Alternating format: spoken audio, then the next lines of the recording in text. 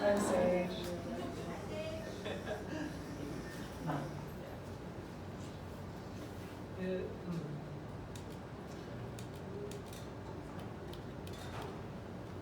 It's weird because like I actually can't see any of you, and like I know the last couple people said that, and I don't want to say the same thing, but it was an adjustment.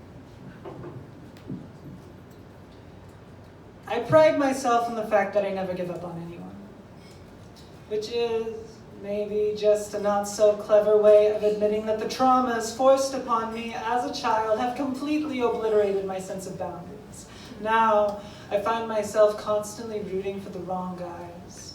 BoJack Horseman, Rick Sanchez, my dad. Each of these admittedly terrible role models have just enough humanity to hold on to that I can't get them out of my hands. I am an open hymnal of second chances, never actually mad at anyone. When someone cuts me off in traffic, I have already convinced myself that they must be a part of some bigger emergency, and I end up less angry and more just anxious for their safety. Just like with my dad, when he manipulates me into giving him the $20 I got for my birthday from my grandma. I convinced myself that he's doing his best to fill up a gas tank, and maybe he doesn't understand the nuance of difference between me being his child and me not being a thing that he owns. I was 6 years old. But I spoke nuance like a second language. I already understood that he, the grown-up, was clearly not an adult yet, but I wanted to see him get there. God damn it. I still do. Empathy exquisite is often a lasting consequence of the traumatized mind. An easy thing to romanticize in media and a fool's errand for the person abused. It is so easy for you, naturally good person, to assume that everyone around you is also naturally good and trying their best. But maybe some just aren't as good and not hurting other people on purpose as you are. I have learned to stop letting painful people touch me. Now, sometimes I'm even strong enough to not pick up the phone when he calls, but I can't unlearn the ways I've been conditioned to always assume the best of the worst monsters. I can't unlearn the excuses I make in reflexive empathy, and I can't unsubscribe from my Netflix account while there's still another season out there of another very bad man being very sad about something that he did wrong on purpose.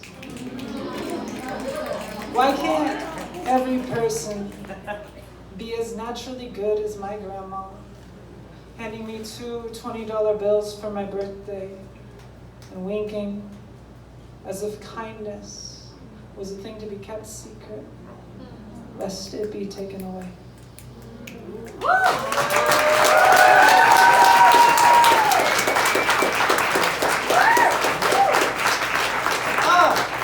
I love this. I can do a poem and then I don't get judged about it. I'm going to take advantage of this one. This poem is too long to do in competition, so I'm going to do it right now. It's not that long. Chill out.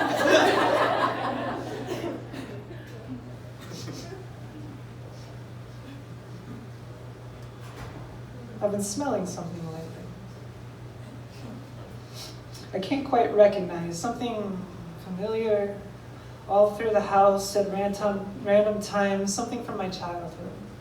I sniff closely at each object I suspect, like a hound dog searching out foxholes, but nothing specific matches. It's just a smell that overtakes me occasionally. I can't quite place where it brings me to either. The dirty earth, it reminds me of an RV we slept in across the highway and up the hillside from the Spirit Mountain Casino.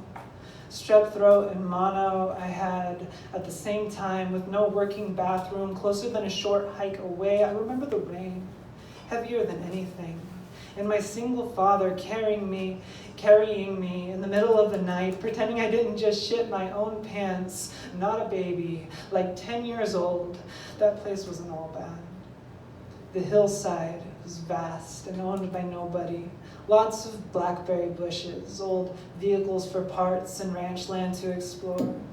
If you were real bold with a machete, you could find all sorts of forgotten places. Old trailers, abandoned and overgrown. My favorite was one that had been somehow turned sideways. Something about that place made sense to me. Shattered glass all over the paneled wall, beneath my feet, a rusted wood stove for playing with the iron latch. A place just difficult enough to get to that nobody would follow me. A good place for picnics. Butter on white bread and wild blackberries. I took one of the bedrooms for myself, not even the biggest one.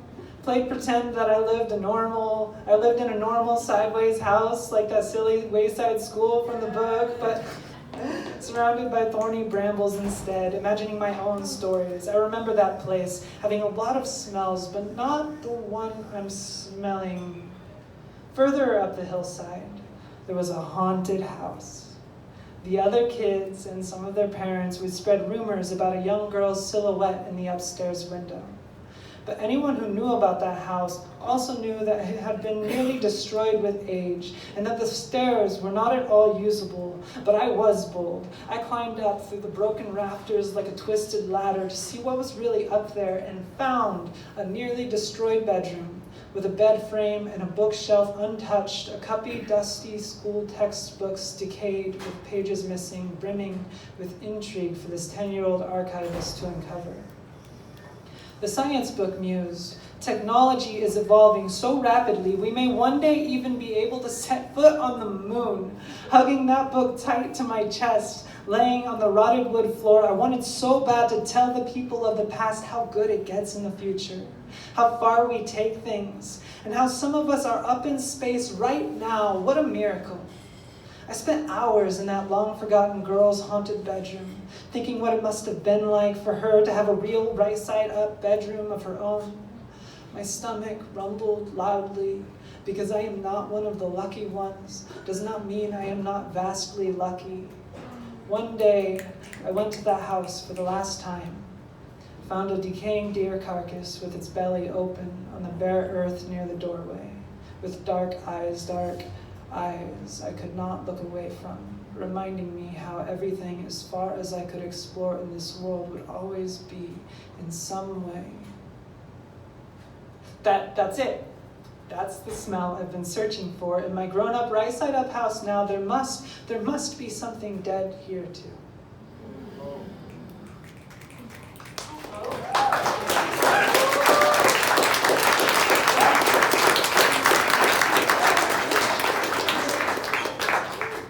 And I have a very short poem to end with, and then I'm going to go away. I have exactly 2 books over there. I didn't prepare, but I got my credit card stolen, so if you could buy them, that would be great. In my religion, on New Year's, I don't know, there's a lot to it. We do 35 bows before and after midnight and whatever. But one thing is we write our poem in case we die in the next year. So this is my death poem. It's going to be presented at my funeral if we die in the next year. I thought this was a New Year's party, otherwise I wouldn't show you. I wanted it to be a surprise.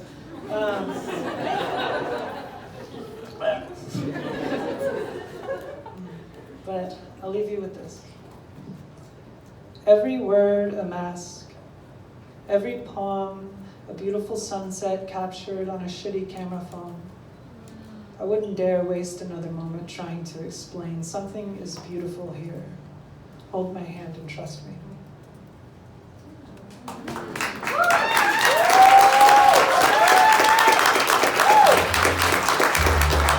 Give it up for stage Lilac.